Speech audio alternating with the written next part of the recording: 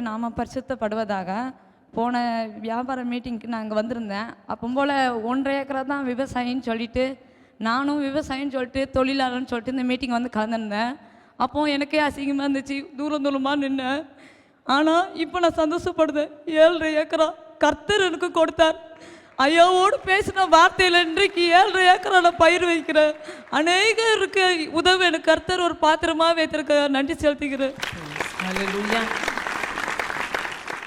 2018ஆம் ஆண்டு வியாபாரிகள் கூட்டத்திற்கு வந்தபோது நான் 37 வருடமாக வீடு இல்லாமல் நாங்கள் தொழில் செய்து கொண்டிருந்தோம். மணி பர்ஸு நகை கடையில் கொடுக்குற நான் மணி பர்ஸு வெட்டி கொண்டிருந்தோம். காட்டாக்கில் கொடுத்தாங்க. எகிப்தின் தேசம் எத்தியோப்பியாவின் வர்த்தக லாபமும் எசேபியாவை தாண்டி உன்னெடுத்து வந்து தங்க என்று அப்படின்னு சொன்னாங்க. அப்போது நான் மீட்டிங் வந்து போன பிறகு எனக்கு 2019ஆம் ஆண்டு எனக்கு ஒரு சீட்டு போட்ட வீடு ஆண்டவர் எனக்கு சொந்தமாக கொடுத்தாரு. ஆகஸ்ட் 12 வரும்போது இந்த வாக்குத்தத்தை கொடுத்தாரு. நானும் நட்டேன், அப்பளவோ நீர் பாய்ச்சினார், கடவுளோ விளைவிச்சதார் என்று. அப்பொழுது நான் வரும்போது பிரதர் என் தோள் மேல் கை வச்சு சொன்னாங்க, மகளே கவலைப்படாத, உனக்கு ஆண்டவர் 3 மாடி வீடியோ கட்டி கொடுத்து அநேகர் வியக்க வகையில் உன்னை திகக்க வைப்பார் அப்படின்னு சொன்ன மாதிரி எனக்கு ஆண்டவர் 2023ஆம் ஆண்டு எனக்கு 3 மாடி வீடியோ கட்டி கொடுத்துருக்காரு. அநேகர் எனக்கு கண்டு வியக்க வகையில் ஆண்டு என்னை உயர்த்திருக்கார். அதுக்காக நன்றி. ஹல்லேலூயா.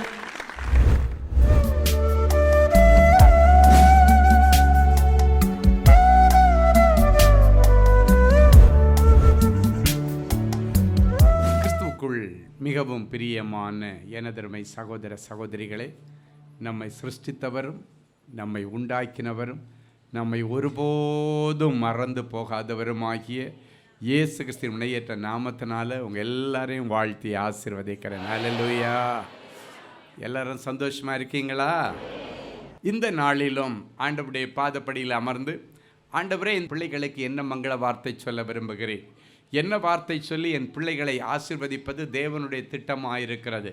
தேவ சமூகத்திலே ஜெபத்திலே தரித்திருந்த பொழுது நம்மை ஆசீர்வதிக்க ஆண்டவர் கொடுத்த மங்கள வார்த்தை எசேயா தீர்க்கதரிசியின் புஸ்தகம் 54ஆம் அதிகாரம் 10வது வசனம் இப்படியாய் சொல்லுகிறது. எடுத்து வாசிப்போமா? மலைகள் விலகினாலும் பர்வதங்கள் நிலை பெயர்ந்தாலும் என் கிருபை உன்னை விட்டு விலகாமலும் என் சமாதானத்தின் உடன்படிக்கை நிலை பெயராமலும் இருக்கும் என்று உன்மேல் மனதுருகுகிற கர்த்தர் சொல்லுகிறார்.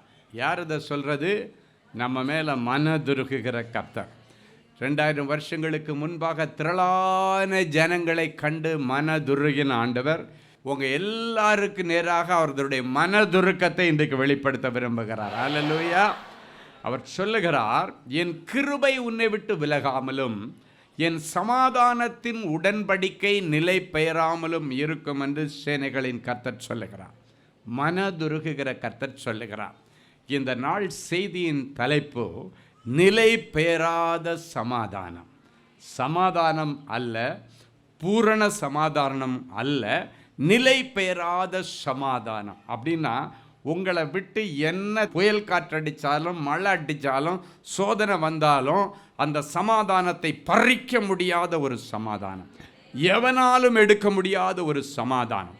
யோபுவின் புஸ்தகத்திலே ஆண்டவர் சொல்லியிருக்கிறார், ஒரு ஜனத்துக்கானாலும் ஒரு மனுஷனுக்கானாலும் ஆண்டவர் சமாதானத்தை அருள பண்ணினால் எவன் ஒருவன் அதை கலங்க பண்ண முடியும் என்று வேதம் சொல்லுகிறது. அப்படின்னா ஆண்டவர் உனக்கு சமாதானத்தை கொடுத்துட்டாருன்னா ஒருத்தனை உங்களை கலங்க பண்ண முடியாது. எந்த ஒரு காரியமும் உன்னை கலங்க பண்ண முடியாது. ஆண்டவர் 2000 வருஷங்களுக்கு முன்பாக சொன்னார், உலகம் கொடுக்கிற சமாதானத்தை நான் கொடுக்க மாட்டேன். அப்போ அந்த சமாதானத்துக்கு இதுக்கு என்ன வித்தியாசம் இருக்கு? என்னுடைய சமாதானம், ஆண்டவர் கொடுக்கிற சமாதானம் தான் நிலை பெயராத சமாதானம். இன்றைக்கி ஒரு சிலர் நினைக்கிறாங்க, இந்த சமாதானம் ஒரு குறிப்பிட்ட ஏஜுக்கு மேலே போனவங்களுக்கு தான் தேவைப்படுது, சின்ன பிள்ளைகளுக்கு தேவையில்லை, வாலிப பிள்ளைகளுக்கு தேவையில்லை அப்படின்லாம் நினைக்கிறீங்க. இல்லை, இன்றைக்கி சின்ன பிள்ளைங்க சின்ன காரியத்தில் என்ன மாதிரி கோவப்படுது. ஒரு முறை ஒரு தம்பி சொல்கிறேன், எங்கள் அம்மா என்ன டார்ச்சர் கொடுக்குறாங்க. டார்ச்சர்னால் என்ன அர்த்தம் தெரியுமா? உங்களுக்கு தெரியுமா? ஆமாம், அம்மா செல்லமாக சாப்பிட சொல்லுன்னு சொன்னால் அது ஒரு டார்ச்சராக. ஒரு முறை ஆஸ்திரேலியா தேசத்துக்கு நான் ஊழியத்துக்கு போயிருக்கும்போது எனக்கு ரொம்ப நெருக்கமான ஒரு குடும்பம், ஃபெலிக்ஸ் ஹென்ரின்னு ஒரு தம்பி, அவருடைய மனைவி பேர் ஷீபா. அவங்களுக்கு இப்போ 2 பிள்ளைங்க, அப்போ ஒரே ஒரு குட்டி பையன், இவ்வளோண்டு தான் இருப்பான், சின்ன குட்டி பையன். சின்ன வயசுலேருந்து எனக்கு தெரியும் அவனை. நம்ம இங்கே சென்னையில் வந்து எப்போமா அப்போ ப்ரேயருக்கு வருவாங்க. அப்புறம் ஆஸ்திரேலியாவுக்கு போயிருக்கும்போது அவங்க வீட்டுக்கு போன உடனே போய் இறங்கின உடனே தனியாக இழுத்துட்டு ஒரு ரூமுக்கு கூப்பிட்டு போனான். எங்கடா கூப்பிட்டு போகிறான்னு சொன்னான். அங்கிள், நான் ஒரு முடிவு எடுத்திருக்கேன்னா. என்னடா அப்படின்னு கேட்டேன். பேசாமல் ஷீபாவை பேக் பண்ணி ஊருக்கு அனுப்பிடலான்னு நினைக்கிறேன். ஷீபானா யார் தெரியுமா? அவங்க அம்மா. ஏய், ஷீபாவை ஊருக்கு அனுப்ப நீ உங்கள் அப்பாவை இங்கே சாப்பாட்டுக்கு என்னடா பண்ணுவீங்க? ஷீபாவை ஊருக்கு அனுப்பி என்ன பண்ண போகிற? இல்லை அங்கிள், வர ரொம்ப டார்ச்சர் பண்ணுறா ஷீபா. என்ன பண்ணுறாளாம்? டார்ச்சர் பண்ணுறா. அப்படி என்னடா டார்ச்சர் பண்ணுறா? இவ்வளோண்டு வயத்தில் எவ்வளோ தான் சாப்பிட முடியாங்க அப்படின்னா அதிகமாக சாப்பிட வைக்கிறது அவனுக்கு ரொம்ப டார்ச்சர். நீங்கள் சொன்னால் தான் ஷீபா கேட்பா. நான் அப்பவே சொல்லிட்டேன், அங்கிள் வந்தோடனே போட்டு கொடுத்துட்றேன்னு சொல்லியிருக்கேன்.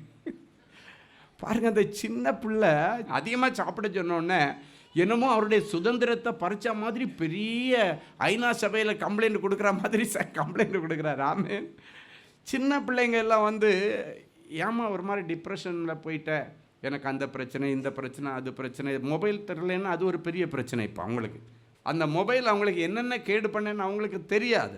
அந்த அலைகள் எவ்வளோ அந்த பிள்ளைகளை அட்டாக் பண்ணோம், அது மட்டும் இல்லை, அது கையில் வச்சுருக்கும்போது எவ்வளவு சரீரத்திற்கு கேடு, எதுவுமே அவங்களுக்கு தெரியாது. அதுக்குள்ளே போனால் என்னென்ன பிரச்சனை அது எல்லாமே அவங்களுக்கு தெரியாது. ஆனால் அதை அவங்க அம்மா எடுத்துட்டாங்கன்னா சமாதான கேடு, அவ்வளோதான்.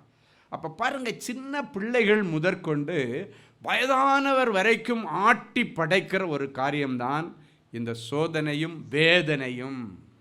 ஸோ இவர்களுக்கு இதன் மத்தியில் ஒரு சமாதானம், நிலை பெயராத சமாதானம். அப்போ நிலை பெயராத சமாதானம்னாலே சமாதானம் என்ன அப்படின்னு நமக்கு தெரியணும். ஒரு அழகான வசனம் ஏசாயா 59:8 இப்படியாய் சொல்லுகிறது. சமாதான வழியை அறியார்கள், அவர்கள் நடக்கைகளில் நியாயமில்லை, தங்கள் பாதைகளை தாங்களே கோணலாக்கி கொண்டார்கள், அவைகளில் நடக்கிற ஒருவனும் சமாதானத்தை அறியான். அப்படின்னா முதல்ல சமாதானம்னா என்னன்னு தெரிஞ்சுக்குங்க. அந்த சமாதானத்தை எப்படி பெற்றுக்கொள்கிறது என்கிறத நீங்கள் தெரிஞ்சுக்கங்கன்னு இந்த இடத்துல அழகாக ஆண்டவர் சொல்கிறார். என்ன சொல்கிறாரு? சமாதான வழியை முதல்ல நீங்கள் அறிந்து கொள்ளணும். இல்லைன்னா சமாதானத்தை நீ அறிந்து கொள்ள முடியாது, சமாதானத்தை நீ அறிய முடியாது, சமாதானத்தை அனுபவிக்க முடியாது. எனவே சமாதான வழியை நீ அறிந்து கொள்ள வேண்டும். சமாதான வழியை எப்படி அறிந்துக்கிறது அப்படின்னாச்சுன்னா, இந்த சமாதானத்தை கெடுக்கிற காரியங்களை முதல்ல கண்டுபிடிக்கணும். அதுதான் அதில் விஷயம். சமாதானத்தின் வழின்னா என்ன? சமாதானத்தை தக்க வைத்துக் கொள்வது எப்படி, சமாதானத்தை காப்பாற்றிக் கொள்வது எப்படி, சமாதானம் பறிபோகாதபடிக்கு ஒரு குடும்பத்தை நடத்துவது எப்படி, அதுதான் ரொம்ப முக்கியம். சமாதான வழியை அவர்கள் அறியார்கள். எனவே சமாதானத்தை அவன் அறியான், சமாதானம் அவனுக்கு இல்லை. அடுத்து, அவர்கள் நடைகளில் நியாயமில்லை என்று போடப்பட்டிருக்கிறது. சில இடங்களில் சமாதானம் பறிபோகிறது எப்படின்னா, அநியாயமான காரியங்களை செய்யும் பொழுது சமாதானம் பறிக்கப்படுகிறது. நியாயமான காரியங்களை செய்யும் பொழுது சமாதானம் அவனுக்குள்ளால நிற்கும். அவை யாரை கண்டு பயப்பட வேண்டிய அவசியம் இல்லை. ஏன்னா அவனுடைய ஹேண்ட்ஸ் க்ளீன் ஹேண்ட்ஸ்ன்னு சொல்லுவாங்க. என்னுடைய கரங்கள் கரைப்படியாத கரங்கள், க்ளீன் ஹேண்ட்ஸ். நான் யாரை கண்டும் பயப்பட வேண்டிய அவசியம் இல்லை. ஏன்னா நான் எல்லா காரியத்திலும் உண்மையாக இருக்கிறேன், உத்தமமாய் நடக்கிறேன் அப்படின்றவன் யார் அவனை பற்றி சொன்னாலும் அவன் அதை பற்றி கவலைப்பட மாட்டான். ஏன்னா ஆண்டவருக்கு முன்பாக அவனுடைய நடக்கைகள் உண்மை உள்ளது. அதான் இந்த வசனம் சொல்லுகிறது, அவனுடைய நடைகளில் நியாயம். நடைகளில் நியாயம் இல்லைன்னா அவனுடைய சமாதானத்தை பற்றி அவன் தெரிஞ்சுக்கவும் முடியாது, சமாதானத்தை அவன் அனுபவிக்கவும் முடியாது. அப்படின்னா இன்னைக்கு ஆண்டவர் சொல்றார், சமாதானத்தை கொடுக்கிற தேவனை முதல்ல தெரிந்து கொள்ளுங்கள். அநேக நாமங்கள் என் ஆண்டவருக்கு உண்டு. அதில் ஒன்று ஜெகோவா ஷாலோம். அப்படின்னா சமாதானத்தின் தேவன் என்ற அர்த்தம். என் அன்பு தேவனுடைய பிள்ளைகளை, அடுத்து நம்முடைய நடக்கைகள் எல்லாவற்றிலும் நியாயம் நீதி இருக்கணும். இருந்துச்சுன்னா அந்த சமாதானம் நிலை நிற்கும். அடுத்த ஆண்டவர் சொல்கிறாரு, தங்கள் பாதைகளை தாங்களே கோணலாக்கி கொண்டார்கள். அப்படின்னா ஆண்டவர் இதுதான் வழி, இதில் நடன்னு சொன்னாலும் அதையும் தாண்டி பிசாசுடைய சத்தத்திற்கு செவி கொடுத்து கோணலான பாதையில் ஓடுறது.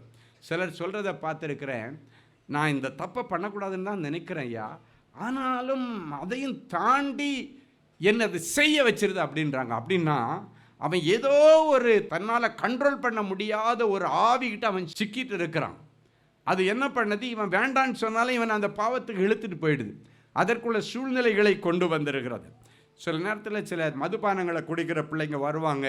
இப்போ அவங்களிடத்தில் நான் ஜெபிக்கிறதுக்கு முன்னால் கவுன்சிலிங் கொடுக்கும்போது கேட்பேன், என்ன தம்பி நீ ஒரு கிறிஸ்தவ தம்பி, எவ்வளோ செய்தி கேட்குற, என்ன இன்னும் இதை விட முடியாமல் இருக்கிறியா அப்படின்னு கேட்டால் அவன் சொல்லுவான், நானும் தான் தீர்மானம் எடுக்கிறேன் ஐயா, ஆனால் சாயங்காலம் ஆனால் எப்படி என் கால் என்ன அறியாமலே நடத்திட்டு போகுதுன்னு எனக்கே தெரியாது. நல்லா மத்தியானம் வரைக்கும் நல்லா தான் இருப்பேன், சாயங்காலம் ஆனால் எனக்கே தெரியாமல் என் கால்கள் அந்த பக்கமாக நடந்து போயிடுது. என்னையும் அறியாமல் என்னுடைய நண்பர்களுக்கு ஃபோன் பண்ணணுன்னு எனக்கு தோணுது இந்த மாதிரி காரியங்களில். அதனால் நான் கண்ட்ரோல் பண்ண நினச்சும் என்னால் முடியலை. ஏன் முடியலைன்னா அவன் அதுக்கு அடிமையாகிவிட்டான். அது மேலோங்கி பிசாசு செய்ய நினைக்கிறது உங்ககிட்ட நிறைவேறுது, நீங்கள் செய்ய நினைச்சது நடக்கலைன்னா நீ அடிமைத்தனத்தில் ஆயிட்டேன்னு சொல்லுவாங்க. அதுதான் அடிக்ஷன் என்று சொல்லுவார்கள். அடிக்ஷன்னா நீ விரும்பினாலும் அதுலேருந்து வர முடியாத அளவுக்கு இருக்கிறது. அது எப்போ ஆகுன்னா அந்த பாவத்தை செய்து பழகி பழகி பழகி பழகி அந்த பாவத்திற்கு அடிமையாகி விடுகிறார்கள். அதன் பிறகு என்னுடைய சரீரமே அதுக்கு அடிக்ஷன் ஆகி விடுகிறது. சிலர் சொல்கிறத பார்த்துருக்கிறேன், எனக்கு தண்ணி அடிக்கலை என்னாச்சுன்னா, மதுபானத்தை குடிக்கலைன்னா கையெல்லாம் ஆடும் அப்படின்றாங்க. கையெல்லாம் ஆடும் அப்படின்ற, காலெல்லாம் நடுங்கும். டாக்டர்ஸே அதுக்காக வேண்டி சிலர் என்ன சொல்லுவாங்க, அவங்க ஆலோசனைப்படி சொல்லுவாங்க, திடீர்னு நிறுத்திடாத ஏதாவது ஆகிடும், கொஞ்சம் கொஞ்சமாக குறைச்சிக்கோ அப்படின்னு சொல்லுவாங்க. என் அன்பு தேவனுடைய பிள்ளைகளை, வேதத்தில் நீ கொஞ்சம் கொஞ்சமாக பாவத்தை குறைன்னு எங்கேயும் சொல்லுகிறதில்லை. நீ தீர்மானம் எடுத்தீன்னா உறுதியாக இருந்தாலும் நான் உனக்கு உதவி செய்வேன்னு சொல்கிறாரு. ஹல்லேலூயா. இன்னைக்கு நீ தீர்மானம் எடு, ஆண்டவரிடத்தில் ஜெபம் பண்ணு. அதுக்கு என்ன பண்ணணும்னா அந்த சூழ்நிலைகளை நீ தவிர்க்கணும். அந்த இடத்துக்கு போகிறதையோ, அந்த நண்பர்களுடைய ஃபோன் கால்ஸையோ, இவன் ஃபோன் பண்ணால் என்ன மதுபானத்து கடைக்கு தான் கூட்டு போவான், கிளப்புக்கு தான் கூட்டு போவான், சினிமா தேட்டருக்கு தான் கூட்டு போவான், இதுக்கு தான் அவன் ஃபோன் பண்ணுறான், என்னை பாவத்தில் இழுக்கிறதுக்காக என்னை கூப்பிட்றான், இந்த பாவம் இவன் ஃபோன் அட்டன் பண்ணால் இந்த பாவத்தில் போய் தான் இந்த ஃபோன் முடியும் அப்படின்னு தெரிஞ்சு அதை அவாய்ட் பண்ணணும் தேவனுடைய பிள்ளைகள். என் அன்பு தேவனுடைய பிள்ளைகளை, இன்னும் நீங்கள் உங்களால் அந்த காரியங்களை விட முடியலைன்னா சில நேரங்களில் யாராலும் காப்பாற்ற முடியாத ஒரு சூழ்நிலையிலே நீங்கள் கொண்டு போய் தள்ளப்படுகிறதை நீங்கள் பார்க்க முடியும். கர்த்தர் ஒரு மறுரூப மலையின் அனுபவத்தை கொடுத்து, கர்த்தர் உங்களை பரிசுத்தம் பண்ணி புது சிருஷ்டியாய் மாற்றி எல்லா அடிமைத்தனத்தின் ஆவிகளை உங்களிடத்திலிருந்து வெளியேற்றி தேவ ஆவியானவருடைய கிரியைகளை உங்களிடத்தில் கொண்டு வந்து வருகிற நாட்களை நீங்கள் எழும்பி பிரகாசிக்க போகிறீங்க. நீங்கள் யாருக்கும் பயப்பட வேண்டிய அவசியம் இல்லை. நிலை பெறாத சமாதானத்தை கர்த்தர் உங்களுக்கு கொடுத்து இந்த பூமியில் உங்களை நிலைநிறுத்துவேன்னு ஆண்டவர் சொல்லுகிறார். எத்தனை பேர் ஆமென் சொல்ல முடியும்? ஹல்லேலூயா.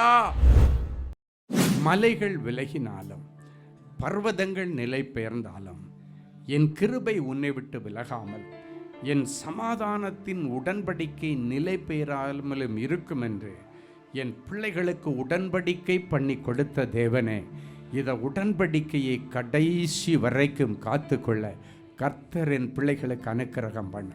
ஆண்டவரே, என் பிள்ளைகளுக்குள் இருக்கிற இந்த சமாதானத்தை குறித்த தவறான எண்ணங்கள் மறைந்து போகட்டும்.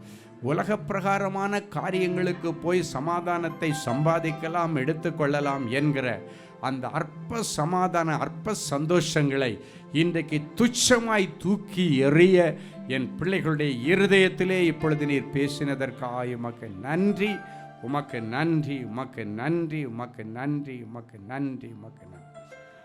சமாதானத்தின் தேவன் யெகோவா ஷாலோம் என் பிள்ளைகளுடைய இருதயமாகிய சிங்காசனத்திலே வந்து தங்குங்கப்பா. உடைய இருதயத்திலே ஆண்டவர் வந்து தங்க முடியாதபடிக்கு என் பிள்ளைகளிடத்தில் ஏதாவது தவறான பழக்க வழக்கங்களோ துர்க்குணங்களோ இருந்தால் தானியேலை போல ஒரு தீர்மானம் எடுக்க இந்த வேளையை ஆண்டவர் பயன்படுத்தி கொள்ள உதவி செய்ய. தானியேல் ஒரு நாள் தீர்மானம் பண்ணினான், ராஜாவின் மதுபானமோ திராட்சை ரசமோ தன்னை தீட்டுப்படுத்தல் ஆகாது என்று இருதயத்திலே தீர்மானம் பண்ணி அதிலே உறுதியாயிருந்தான். எனவே கர்த்தரவனை ராஜாவின் குலமண்டபத்தில் வைத்தீர். ராஜாக்கள் சமாதான கேடடையும் பொழுது கூட இவனால் ராஜாக்களுக்கு சமாதானம் கிடைக்க ஆண்டவர் உதவி செய்தீர். உமக்கு நன்றி. இப்போதும் ஆண்டவரே, என் பிள்ளைகளுடைய குடும்பத்திற்குள்ளே சமாதானத்தின் தேவன் இறங்கி உலாவுவீராக. இவர்கள் அலங்கத்திற்குள்ளே சமாதானமும், இவர்கள் அரண்மனைக்குள்ளே சுகமும் இனி தங்கி இருப்பதாக ஆசீர்வதிக்கிறேன். இப்பொழுது அந்த சமாதானத்தின் தேவனுடைய சமாதான வாழ்த்துதல் இவர்கள் வீட்டிலே நிரந்தரமாய் தங்கும்படி வீட்டில் உள்ள ஒவ்வொருவரையும் கர்த்தர் தகுதிப்படுத்தும், ஒவ்வொருவரையும் பரிசுத்தப்படுத்தும், ஒவ்வொருவர் மேலே ரட்சிப்பின் போர்வையை போர்த்துகிறேன். ஒவ்வொருவருடைய இருதயத்தில் இப்பொழுது குத்துண்டவர்களாக, ஆண்டவரே இனி நான் என்ன செய்ய வேண்டும் என்று ஆண்டவத்தில் கேட்கிற சத்தத்தை கேட்கிறேன். கணவன், மனைவி, பிள்ளைகள், பேரப்பிள்ளைகள், பெரியவர்கள், மூதாதையர்கள் எல்லாரும் இன்றைக்கு அந்த குடும்ப சமாதானத்தை காத்துக்கொள்ள விதத்தில் ஒவ்வொருவரும் தங்கள் தங்கள் பங்களிப்பை நேர்த்தியாய் கொடுக்க கர்த்தர் உதவி செய்யும். இன்றைக்கு பிறகு இவர்கள் வீடு ஒரு குட்டி பரலோகமாய் மாறட்டும் சாமி, குட்டி பரலோகமாய் மாறட்டும். ஒருவேளை வேலை இல்லை, அது என் பிள்ளைகளுக்கு ஒரு சமாதான கேடாக இருந்தால் இன்றைக்கு பூட்டப்படாத திறந்த வாசலை என் பிள்ளைகளுக்கு கொடுத்து, திறந்த வாசலை உனக்கு முன்பதாய் வைத்திருக்கிறேன், அதை இனி ஒருவனும் மூட முடியாது என்ற வார்த்தையை அனுப்பி என் பிள்ளைகளுக்கு நிரந்தரமான வேலையை தாரும். வெளிதேசத்துக்கு போவதற்கு பணம் கொடுத்து ஏமாந்து போய் அதை நிமித்தம் சமாதான கேடோடு நிற்கிற பிள்ளைகளுக்கு பணத்தையும் மீட்டுத்தாரும். அந்த தேசத்திற்கு போய் சேர வழியையும் திறந்து தருவீராக. ஆண்டவரே, அரசாங்க தேர்வுக்காய் காத்திருக்கிற பிள்ளைகள், அரசாங்க உத்தியோகத்திற்காய் காத்திருக்கிற பிள்ளைகள், எங்கெல்லாம் பணம் கொடுத்து ஏமாந்து, பணம் இல்லாததுனால, பணம் திரும்பி கிடைக்கல, வேலையும் கிடைக்காததுனால பாதிக்கப்பட்ட சமாதானத்தை திரும்ப கொடுக்கும்படிக்கு பணத்தையும் திருப்பி வாங்கித்தாரும். இலவசமாய் அரசாங்க வேலையையும் தருவீரா. இவர்களுக்கு வேண்டியதெல்லாம் கொடுத்து அனுப்பும். சரீரத்தில் பலவீனத்தோடு இருப்பார்களே, ஆனால் உங்களுடைய பலவீனத்திலே உங்களுடைய பலன் பூரணமாய் விளங்கட்டும். எல்லா வியாதிகளையும் அப்புறப்படுத்தும். இந்த வியாதி ஒருவேளை பிள்ளைகளுடைய சமாதானத்தை கெடுத்திருந்தால் எனக்கு விருப்பமுடைய சுகமாக மகளேன்னு சொல்லி பிள்ளைகளை தொட்டு குணமாக்கி அனுப்பும். இயேசுவின் மூலம் பிதாவே, ஆமேன், ஆமேன். Genesis Creations Media Academy-யில் 3 மாதங்களில் தொழிற்கல்வி சான்றிதழோடு video editing, videography, photography, drone piloting, studio recording, Photoshop, live streaming, live video mixing and live sound mixing ஆகிய தொழிற்கல்விகள் பயிற்றுவிக்கப்படுகிறது. புது தொழில் நுணுக்கங்களுடன் குறைவான கட்டணத்தில் நிறைவான தொழிற்கல்வி பெற்றுக்கொள்ள உங்கள் எதிர்கால கனவை நினைவாக்க எங்களது ஜெனசிஸ் கிரியேஷன்ஸை இன்றே தொடர்பு கொள்ளுங்கள். மேலும் விவரங்களுக்கு 7824850999 என்ற எண்ணை தொடர்பு கொள்ளுங்கள். கிறிஸ்துவுக்குள் அன்பானவர்களே, ஆண்டவராகிய இயேசு கிறிஸ்துவின் இனிய நாமத்தில் அன்பின் வாழ்த்துக்கள்.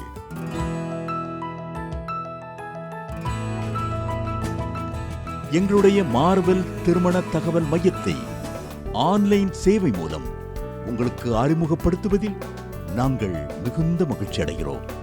எங்களது மார்வெல் திருமண மையம் கிறிஸ்தவ குடும்பத்தில் திருமணத்திற்கு ஆயத்தமாயிருப்பவர்கள் தங்களுக்கு ஏற்ற வாழ்க்கை துணையை தேர்ந்தெடுக்க சிறந்த திருமண சேவை மையமாக இருக்கிறது.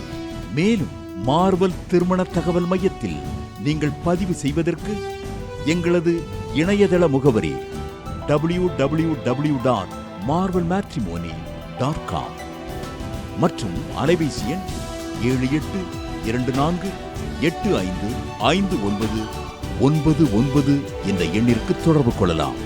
சென்னை, நாகர்கோவில் மற்றும் மும்பை நகரில் உள்ளவர்கள் பதிவு செய்ய விரும்பினால் கீழ்கண்ட விலாசங்களில் உள்ள எங்களது அலுவலகங்களோடு தொடர்பு கொள்ளலாம். Email info@marvelmatrimony.com. ஆண்டவர்தாமே உங்களை அளவில்லாமல் ஆசீர்வதிப்பாராக.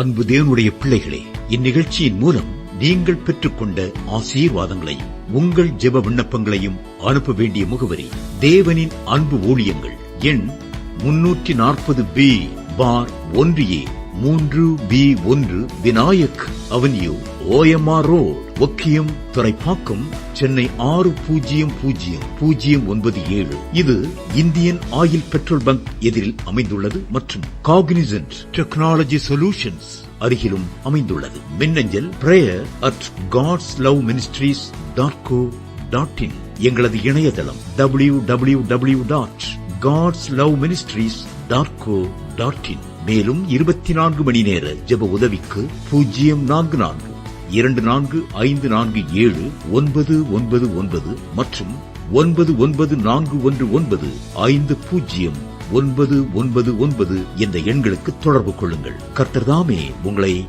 ஆசீர்வதிப்பாராக.